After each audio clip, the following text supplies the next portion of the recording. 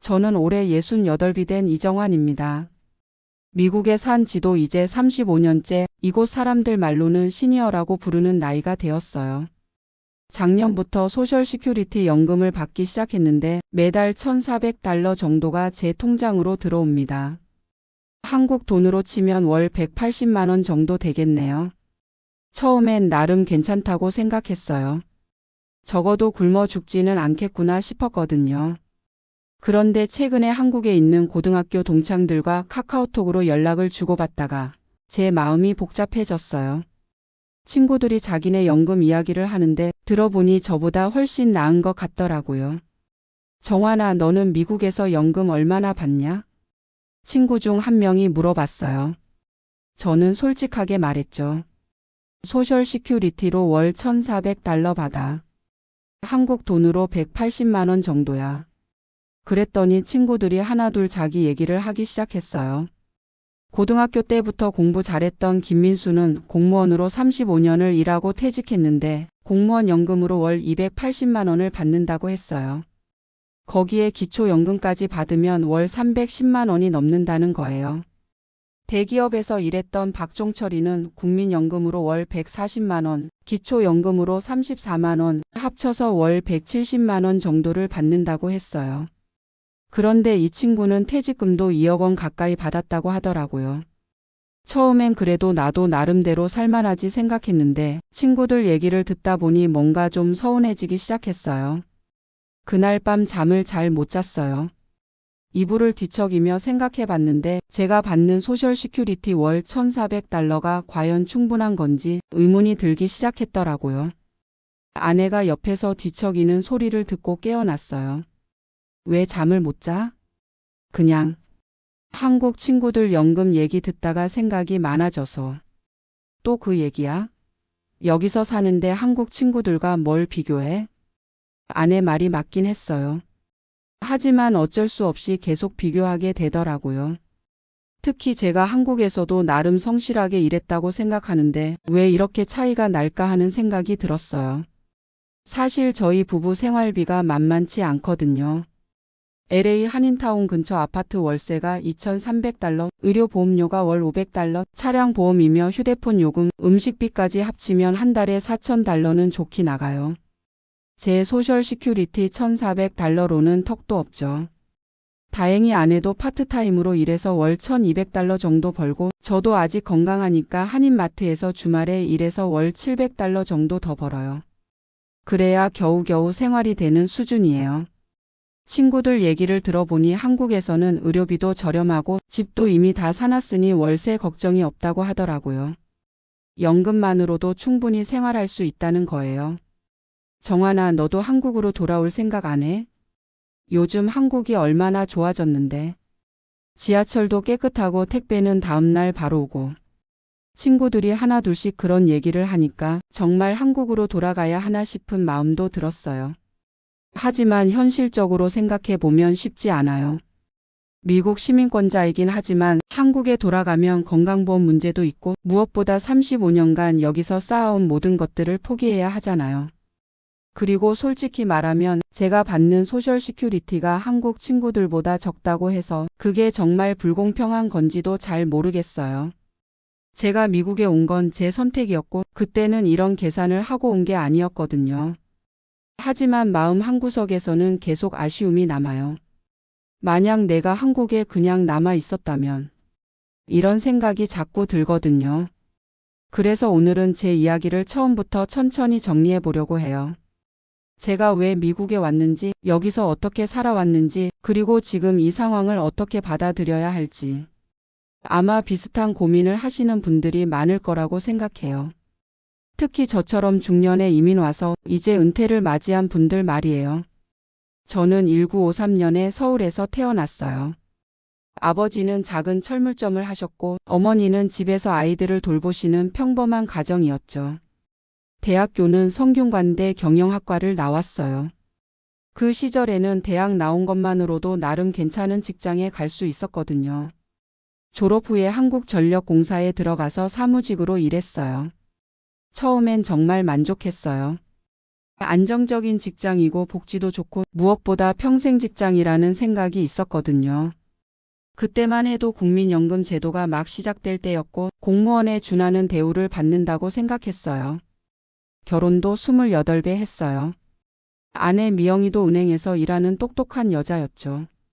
신혼집은 서울 강남구 도곡동 작은 아파트를 전세로 얻었어요. 그때 전세금이 5천만 원이었는데 부모님께 도움을 받아서 겨우 마련했죠. 처음 몇 년은 정말 행복했어요. 매달 월급 들어오고 보너스도 나름 괜찮게 나오고 주말엔 아내와 함께 영화도 보고 맛있는 것도 먹고. 그런데 80년대 후반쯤 되니까 뭔가 답답함이 느껴지기 시작했어요. 직장에서 승진도 생각보다 잘 안 되고 월급도 그저 그렇고.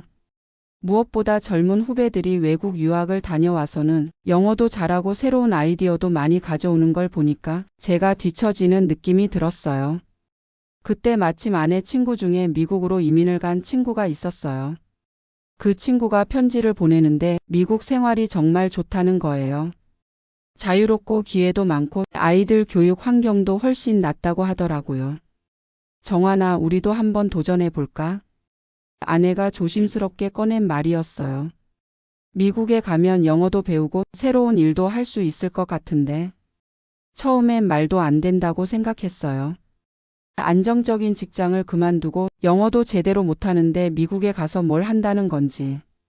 하지만 생각해보니 계속 이렇게 살면 10년 후, 20년 후에도 똑같을 것 같았어요.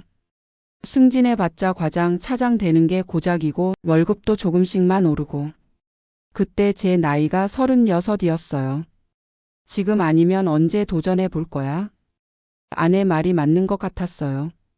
이민 준비를 시작한 건 1989년이었어요. 그때는 지금처럼 인터넷이 발달한 시절이 아니어서 정보를 구하는 것부터가 힘들었어요. 미국 대사관에 몇 번이나 찾아가서 서류를 받아오고 영어 공부도 시작했어요. 아내와 함께 종로에 있는 영어학원에 다녔는데 나이가 있다 보니까 단어 외우는 것도 쉽지 않았어요. 가장 큰 문제는 비자였어요. 그때는 지금처럼 다양한 이민 방법이 있지 않았거든요. 친척 초청이나 투자이민 정도가 일반적인 방법이었는데 저희는 미국에 친척도 없고 투자할 만한 큰 돈도 없었어요. 그러던 중에 회사 선배 중 한 분이 도움을 주셨어요. 그분이 이미 미국에서 사업을 하고 계셨는데 저를 직원으로 초청해 주신 거예요. 물론 실제로는 가서 다른 일을 해야 했지만 일단 미국에 갈 수 있는 길이 열린 셈이었죠. 한국전력을 그만두는 날 정말 복잡한 마음이었어요. 동료들이 작별 인사를 하는데 정환아, 정말 잘 생각한 거야? 거기 가서 고생하지 말고 여기 있어라. 특히 부장님께서 아쉬워하셨어요. 자네 같은 성실한 직원이 어디 있나. 한 번 더 생각해 보게. 하지만 이미 결정한 일이었어요. 퇴직금으로 받은 돈과 전세금을 빼서 모은 돈, 합쳐서 5만 달러 정도를 들고 1990년 4월 김포공항에서 비행기를 탔어요. 그때 심정을 지금도 생생히 기억해요. 설렘 반 두려움 반이었죠. 과연 잘할 수 있을까? 영어도 잘 못하는데. 하지만 젊었으니까 가능했던 일이었어요. 37살, 뭔가 새로운 걸 시작하기엔 늦지 않은 나이였죠. 처음 도착한 곳이 로스앤젤레스였어요. LAX 공항에서 나와서 한인타운으로 가는 길, 창밖으로 보이는 풍경이 정말 신기했어요. 하늘은 파랗고 길은 넓고 자동차들도 한국에서 보던 것보다 훨씬 컸어요. 여기서 새로운 인생을 시작하는구나. 그런 생각이 들었어요. 하지만 현실은 생각보다 훨씬 힘들었어요. 영어는 학원에서 배운 게 전부였는데 실제 미국 사람들이 하는 말은 거의 알아들을 수 없었어요. 특히 빠르게 말하거나 슬랭을 쓰면 익스큐즈 미? 하고 되묻는 일이 태반이었죠. 처음 몇 달은 정말 우울했어요. 한국에서는 나름 중간 간부급이었는데 여기서는 영어도 제대로 못하는 이민자일 뿐이었거든요. 초청해 주신 선배 회사에서 일은 했지만 실제로는 창고에서 물건 정리하는 일이었어요. 한국에서 했던 사무직과는 전혀 다른 일이었죠. 처음엔 자존심이 상했어요. 내가 뭐하러 여기 왔나. 그런 생각이 자주 들었어요. 아내도 마찬가지였어요. 한국에서는 은행 직원으로 나름 인정받고 일했는데 여기서는 영어 때문에 제대로 된 일을 구할 수가 없었거든요. 결국 한인 식당에서 서빙하는 일을 시작했어요. 신혼 때 꿈꿨던 것과는 너무 다른 현실이었죠. 두 사람 다 힘든 일을 하면서도 서로에게 짜증내지 않으려고 애썼어요. 조금만 참자. 언젠가는 좋아질 거야. 서로를 위로하며 버텼어요. 그렇게 첫 해가 지나갔어요. 영어도 조금씩 늘고 미국 생활에도 조금씩 적응이 되면서 조금 더 나은 일자리를 찾을 수 있었어요. 저는 한인 건설 회사에서 사무 보조 일을 시작했어요. 한국어와 영어를 둘 다 할 수 있다는 게 장점이었죠. 월급도 처음보다는 많이 올랐어요. 아내도 한인 여행사에서 일하게 되었어요. 한국에서 온 관광객들을 상대하는 일이었는데 아내가 워낙 꼼꼼하고 친절해서 금세 인정받았어요. 그런데 이상한 일이 벌어졌어요. 한국에 있을 때는 별로 느끼지 못했던 건데 미국에 와서 보니 아내가 정말 대단한 사람이더라고요. 새로운 환경에 적응하는 능력도 뛰어나고 사람들과 관계 맺는 것도 잘하고 무엇보다 긍정적인 마인드가 저보다 훨씬 강했어요. 정환아, 우리 잘 해낼 수 있어. 아직 젊잖아. 힘들 때마다 아내가 해주는 말이었어요. 그런 아내가 있어서 버틸 수 있었던 것 같아요. 시간이 지나면서 조금씩 안정이 되었어요. 영어도 일상 대화 정도는 무리 없이 할 수 있게 되었고 직장에서도 나름 인정받기 시작했어요.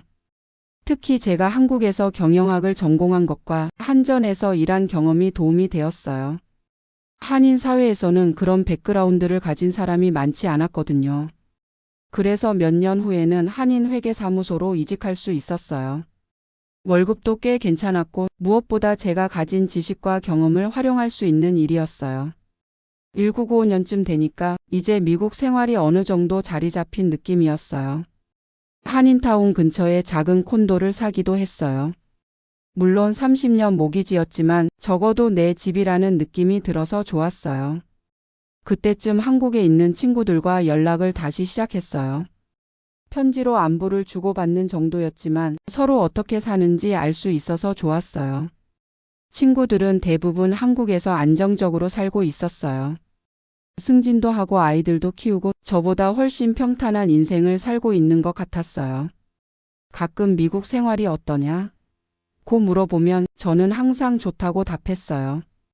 실제로도 많은 부분에서 만족하고 있었거든요. 미국의 자유로운 분위기, 다양한 사람들과 어울릴 수 있는 환경, 노력하면 인정받을 수 있는 시스템.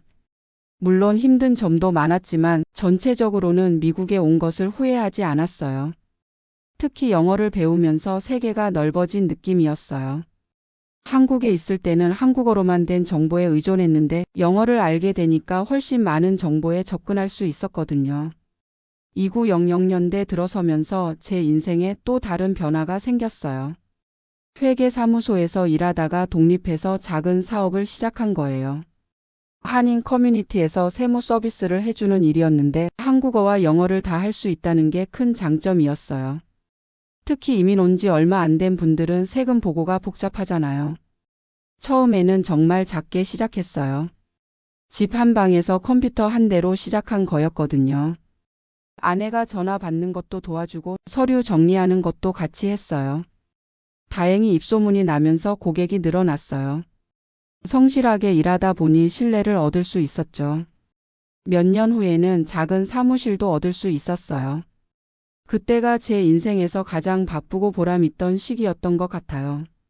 물론 월급쟁이일 때보다 수입이 불규칙했지만 제가 노력한 만큼 결과가 나오는 재미가 있었어요. 무엇보다 한인 커뮤니티에 도움이 되는 일을 한다는 뿌듯함이 있었죠. 새로 이민 온 분들이 세금 문제로 고민할 때 제가 도움을 드릴 수 있어서 보람이 있었어요. 이 선생님 덕분에 세금 문제가 해결됐어요. 정말 감사합니다. 고객들이 이런 말을 해주면 미국에 와서 이 일을 하길 잘했다는 생각이 들었어요. 아내도 이때쯤 여행사에서 관리 자급이 되었어요. 한국 관광객들이 늘어나면서 일도 많아졌고 아내의 능력도 인정받아서 승진도 했죠. 우리 부부가 각자 자기 일에서 성과를 내고 경제적으로도 안정이 되면서 미국 생활이 정말 궤도에 오른 느낌이었어요. 그때쯤 영주권도 받았어요. 처음 미국에 온 지 10년 만이었죠. 영주권을 받고 나니까 정말 이곳이 제 나라라는 느낌이 들었어요. 그리고 이후 2000년에는 시민권도 취득했어요. 시민권 시험을 볼 때 정말 떨렸는데 합격하고 나서 선서식에 참석했을 때의 감동은 지금도 잊을 수 없어요. 나도 이제 진짜 미국인이구나. 그런 생각이 들었어요. 하지만 시민권을 받으면서 동시에 한국 국적을 잃게 되었어요. 그때는 그냥 당연한 절차라고 생각했는데 지금 생각해보니 좀 아쉬운 부분이 있어요. 만약 이중 국적을 유지할 수 있었다면 지금 연금 문제도 조금 다를 수 있었을 텐데. 하지만 그때는 그런 생각까지는 못했어요. 당장 미국에서 살아가는 것이 더 중요했거든요. 사업도 계속 잘 됐어요. 2900년대 중반쯤에는 직원도 2명 더 고용했어요. 한 명은 한국에서 회계를 전공한 젊은 여자분이었고 다른 한 명은 영어가 유창한 1.5세대 한인이었어요. 그런데 2908년에 금융위기가 터졌어요. 처음에는 우리 같은 작은 사업체에는 큰 영향이 없을 거라고 생각했는데 생각보다 타격이 컸어요. 고객들 중에 사업이 어려워진 분들이 많아지면서 세무 서비스를 이용하는 분들도 줄어들었어요. 어쩔 수 없이 직원 한 명을 내보내야 했죠. 그때 정말 마음이 아팠어요. 함께 일하던 직원인데 경제 사정 때문에 내보내야 하다니. 다행히 2910년쯤부터 경기가 조금씩 회복되면서 사업도 다시 안정을 찾을 수 있었어요. 그런데 그때부터 슬슬 나이가 느껴지기 시작했어요. 아무래도 50대 후반이 되니까 체력적으로도 예전 같지 않고 새로운 것을 배우는 것도 조금씩 어려워지더라고요. 특히 세무 관련 법규가 자주 바뀌는데 예전에는 금방 익혔던 것들이 점점 벅차게 느껴졌어요. 컴퓨터 프로그램도 계속 업그레이드 되는데 새로운 기능을 익히는 게 쉽지 않았죠. 언제까지 이 일을 할 수 있을까? 그런 생각이 들기 시작했어요. 아내도 비슷한 고민을 하고 있었어요. 여행업계도 온라인 예약이 늘어나면서 전통적인 여행사의 역할이 줄어들고 있었거든요. 우리도 은퇴를 생각해봐야 하는 것 아닐까? 아내가 조심스럽게 꺼낸 말이었어요. 그때 저희 나이가 한국 나이로 60 정도였어요. 한국에서는 정년퇴직할 나이였지만 미국에서는 아직 일할 수 있는 나이였죠. 하지만 솔직히 체력이 예전 같지 않았어요. 하루 종일 앉아서 서류 작업을 하면 저녁에는 허리가 아팠어요. 눈도 쉽게 피로해지고 기억력도 예전만 못했어요. 그래서 2915년부터 천천히 은퇴 준비를 시작했어요. 고객 수를 조금씩 줄이고 젊은 직원에게 일을 더 많이 맡기고. 사실 가장 큰 고민은 경제적인 부분이었어요. 소셜 시큐리티를 받을 수 있는 나이까지는 아직 몇 년이 남아 있었고 그동안 생활비를 어떻게 해결할지가 문제였거든요. 다행히 그동안 조금씩 모아둔 저축이 있었어요. 집도 거의 다 갚았고 사업체도 팔 수 있었어요. 하지만 미국 의료비가 워낙 비싸다 보니 건강에 문제가 생기면 어떻게 될지 걱정이었어요. 소셜 시큐리티를 받으면 얼마나 될까? 그때부터 본격적으로 알아보기 시작했어요. 소셜 시큐리티 웹사이트에 들어가서 제 기록을 확인해 봤는데 예상 수령액이 월 $1,400 정도로 나왔어요. 처음에는 이 정도면 괜찮겠다 싶었어요. 한국 돈으로 180만 원 정도니까 한국 기준으로는 나쁘지 않은 금액이었거든요. 하지만 미국 생활비를 생각하면 턱없이 부족했어요. 월세, 의료보험, 음식비, 교통비. 다 합치면 최소한 $3,000는 있어야 기본 생활이 가능했거든요. 결국 계속 일해야 하는구나. 그런 생각이 들었어요. 그래서 완전히 은퇴하는 대신 파트타임으로 일하기로 했어요. 기존 고객 중에서 꼭 필요한 분들만 계속 서비스해드리고 새로운 고객은 받지 않기로 했죠. 아내도 비슷하게 결정했어요. 여행사에서 완전히 그만두지는 않고 필요할 때만 도움을 주는 형태로 일하기로 했어요. 그렇게 반은퇴 상태로 몇 년을 지냈어요. 일의 양은 줄었지만 완전히 쉬지는 않으니까 경제적으로는 어느 정도 안정적이었어요. 그러다가 2923년에 드디어 소셜 시큐리티 수령을 시작했어요. 처음 통장에 $1,400가 들어왔을 때 정말 감회가 새로웠어요. 내가 미국에서 30여 년 동안 낸 세금이 이렇게 돌아오는구나. 그런 생각이 들었어요. 하지만 동시에 현실적인 걱정도 있었어요. 이 돈만으로는 생활이 안 되니까 결국 계속 일을 해야 한다는 것. 아내도 올해부터 소셜 시큐리티를 받기 시작했는데 배우자 혜택으로 제 수령액의 절반 정도를 받아요. 그러니까 월 $700 정도죠. 둘이 합쳐서 월 $2100. 여전히 생활비에는 부족한 금액이에요. 그래서 지금도 저는 주말에 한인마트에서 일하고 아내는 가끔 여행사 일을 도와주고 있어요. 솔직히 말하면 조금 서운한 마음도 있어요. 30여 년 동안 성실하게 세금을 냈는데 이 정도밖에 안 되나 싶어서요. 특히 한국 친구들 얘기를 들으면 더 그렇죠. 걔네들은 연금만으로도 충분히 생활할 수 있다고 하는데. 그런데 최근에 한국 친구들과 대화를 나누면서 제 생각이 조금씩 바뀌기 시작했어요. 카카오톡 단체방에서 친구들이 근황을 얘기하는데 생각보다 다들 나름의 고민이 있더라고요. 공무원 연금을 받는다는 김민수도 실제로는 의료비 부담이 만만치 않다고 하더라고요. 암 검진을 받았는데 이상이 발견되어서 비급여 치료를 받으려니 돈이 엄청 든다는 거예요. 연금은 많이 받지만 병원비로 다 나가. 민수가 한 말이에요. 박종철이도 마찬가지였어요. 퇴직금 2억을 받긴 했지만 아들이 결혼하면서 집 사는데 도움을 주느라 반 이상 썼다고 하더라고요. 그리고 남은 돈도 은행 금리가 워낙 낮아서 이자 수입으로는 별로 도움이 안 된다는 거예요. 요즘 한국 젊은이들이 집을 사려면 부모가 도움을 안 주면 거의 불가능해. 우리 아들도 서울 아파트 사려고 하는데 10억은 있어야 한다니까. 그 얘기를 듣고 보니 한국 친구들도 나름의 경제적 부담이 있다는 걸 알겠더라고요. 또 다른 친구는 부모님 요양 문제로 고민이라고 했어요. 아버님이 치매에 걸리셨는데 요양원비가 월 100만 원이 넘는다는 거예요. 형제들과 나눠서 부담하긴 하지만 우리도 이제 노인인데 부모님까지 모시려니 힘들어.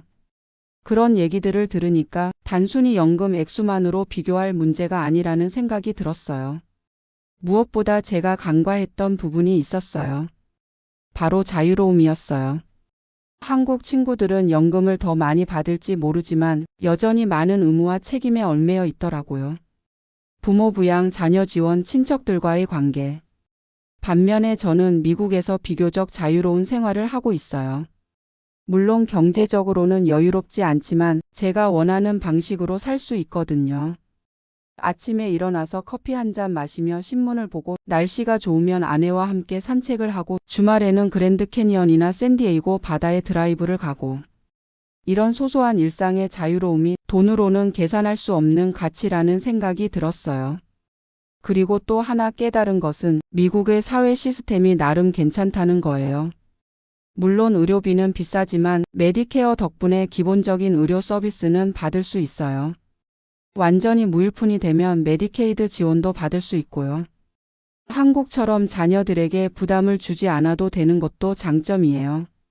저희 세대까지는 자녀들이 부모를 모시는 게 당연했지만 미국에서는 그런 부담이 상대적으로 적어요. 아내와 이런 얘기를 나눴어요. 생각해보니 우리가 그렇게 불행한 건 아닌 것 같아. 맞아. 돈은 좀 부족해도 자유롭게 살고 있잖아. 그때 문득 깨달았어요. 제가 계속 한국 친구들과 비교하면서 상대적 박탈감을 느꼈던 건데 사실 절대적인 기준으로 보면 저희 생활이 그렇게 나쁘지 않다는 것을요. 물론 여전히 경제적인 걱정은 있어요. 건강에 큰 문제가 생기면 어떻게 될지, 나이가 더 들어서 일을 못하게 되면 어떻게 할지. 하지만 그런 걱정은 어디서 살든 마찬가지일 것 같아요. 한국 친구들도 나름의 걱정이 있으니까요. 요즘은 오히려 미국에 온 것을 다시 한번 감사하게 생각해요. 35년 전 37살에 제가 용기를 내서 새로운 도전을 했기 때문에 지금의 제가 있는 거니까요. 만약 한국에 그냥 남아 있었다면 지금쯤 어떤 모습이었을까요? 아마 무난하게 정년퇴직하고 연금 받으며 살고 있겠죠. 하지만 그랬다면 지금처럼 넓은 세상을 경험할 수 있었을까요? 영어를 배우면서 느꼈던 성취감, 다양한 문화의 사람들과 어울리면서 얻은 경험, 새로운 환경에서 살아남기 위해 노력하면서 키운 강인함. 이런 것들은 돈으로 살 수 없는 소중한 자산이라고 생각해요. 특히 아내와의 관계도 더 끈끈해졌어요. 힘든 이민 생활을 함께 버텨내면서 서로에 대한 믿음과 사랑이 더 깊어졌거든요. 한국에 있었다면 평범한 부부로 살았을 텐데 여기서는 서로가 유일한 동반자라는 의식이 강해요. 아내도 미국에 와서 자신의 능력을 발견했어요. 한국에서는 그냥 평범한 은행 직원이었는데 여기서는 여행업계에서 인정받는 전문가가 되었거든요. 정환아, 우리 미국에 온 거 후회하지 않지? 가끔 아내가 물어봐요. 전혀. 오히려 잘했다고 생각해. 정말 그래요. 경제적으로는 한국 친구들보다 여유롭지 못할지 모르지만 인생의 다양성과 깊이 면에서는 더 풍부한 경험을 했다고 생각해요. 그리고 지금도 계속 배우고 성장하고 있어요. 이른이 다 된 나이에도 새로운 것을 시도해 볼 수 있는 환경이니까요. 최근에는 아내와 함께 스페인어를 배우기 시작했어요. LA에 히스패닉 인구가 많다 보니 간단한 스페인어라도 할 수 있으면 도움이 될 것 같아서요. 70 넘어서 새로운 언어를 배우다니. 처음에는 무모하다고 생각했는데 의외로 재미있어요. 뇌가 자극을 받는 느낌이고 새로운 문화에 대해 알아가는 재미도 있어요. 이런 도전 정신도 미국에서 키운 거라고 생각해요. 한국에서는 나이 들면 새로운 것을 시도하기보다는 안전하고 익숙한 것을 선택하게 되잖아요. 하지만 미국에서는 나이에 상관없이 새로운 시도를 하는 사람들이 많아요. 그런 분위기에 영향을 받아서인지 저도 계속 새로운 것에 도전하고 싶은 마음이 들어요. 물론 아직도 때때로 한국이 그리워요. 특히 한국 음식이 생각날 때가 많아요. 아무리 한인타운에 좋은 식당이 많다고 해도 고향의 맛과는 다르거든요. 명절 때도 조금 외로워요. 추석이나 설날에 한국 드라마를 보면서 가족들이 모여서 함께 보내는 모습을 보면 부러운 마음이 들어요. 하지만 그런 아쉬움보다는 감사한 마음이 더 커요. 제가 선택한 길이고 그 선택 덕분에 얻은 것들이 훨씬 많다고 생각하거든요. 요즘 한인 커뮤니티에서 저처럼 은퇴를 앞두거나 이미 은퇴한 분들을 많이 만나요. 다들 비슷한 고민을 하고 계시더라고요. 소셜 시큐리티만으로는 생활이 안 돼요. 한국 친구들은 연금을 더 많이 받는다던데. 한국으로 돌아갈까 생각해 봤어요. 이런 얘기들을 들을 때마다 제 경험을 나누어 드리려고 해요. 물론 경제적인 부분은 현실적으로 고민해야 해요. 소셜 시큐리티만으로는 충분하지 않으니까 추가 수입원을 찾거나 생활비를 줄이는 방법을 생각해야죠. 하지만 단순히 돈만 비교해서 결정할 문제는 아니라고 생각해요. 각자가 쌓아온 인생의 가치, 가족과의 관계, 건강 상태, 미래에 대한 계획. 이런 모든 것들을 종합적으로 고려해야 한다고 봐요. 저 같은 경우에는 미국에서의 삶이 더 맞는다고 생각해요. 물론 경제적으로는 빠듯하지만 자유롭고 여유로운 생활을 할 수 있거든요. 무엇보다 35년 동안 쌓아온 모든 것들을 포기하기에는 너무 아까운 마음이 들어요. 한국으로 돌아간다고 해서 모든 문제가 해결되는 것도 아니고요. 오히려 새로운 적응에 어려움이 있을 수도 있어요. 그래서 저는 현재의 상황을 받아들이고 그 안에서 최선을 다하기로 했어요. 건강을 잘 관리해서 오래도록 일할 수 있도록 하고 생활비는 최대한 절약하면서도 삶의 질은 떨어뜨리지 않으려고 노력해요. 무엇보다 감사하는 마음을 잃지 않으려고 해요. 한국 친구들과 비교하면서 부족함을 느끼기보다는 제가 가진 것들에 대해 고마워하려고 하거든요. 건강한 몸, 사랑하는 아내, 자유로운 환경, 새로운 도전을 할 수 있는 기회. 이런 것들이 사실 돈보다 더 소중한 것들이라고 생각해요. 그리고 앞으로도 계속 배우고 성장하고 싶어요. 나이가 들어도 멈추지 않는 사람이 되고 싶거든요. 아내와 함께 건강하게 오래 살면서 서로에게 힘이 되는 동반자로 지내고 싶어요. 가끔은 한국에 여행도 가고 친구들도 만나면서 두 나라의 좋은 점들을 다 누리고 싶어요. 소셜 시큐리티 월 $1,400가 많은 돈은 아니지만 그래도 기본적인 생활은 할 수 있는 금액이에요. 여기에 조금씩 더 벌어서 보태면 충분히 만족스러운 노후를 보낼 수 있다고 생각해요. 결국 중요한 건 마음가짐인 것 같아요. 늘 부족함을 느끼며 살 것인지 아니면 현재에 감사하며 살 것인지. 저는 후자를 선택하기로 했어요. 한국 친구들의 연금이 부러울 때도 있지만 저는 제 나름의 인생을 살아왔고 그 결과가 지금의 저예요. 완벽하지는 않지만 후회하지 않는 인생이라고 생각해요. 앞으로 남은 시간도 감사하는 마음으로 아내와 함께 행복하게 보내고 싶어요. 소셜 시큐리티 $1,400가 전부는 아니지만 그 돈으로 시작하는 새로운 인생이라고 생각하면 나름 의미가 있다고 봐요. 결국 돈이 전부가 아니라 어떤 마음으로 사느냐가 더 중요한 것 같아요. 저는 오늘도 감사한 마음으로 하루를 시작합니다.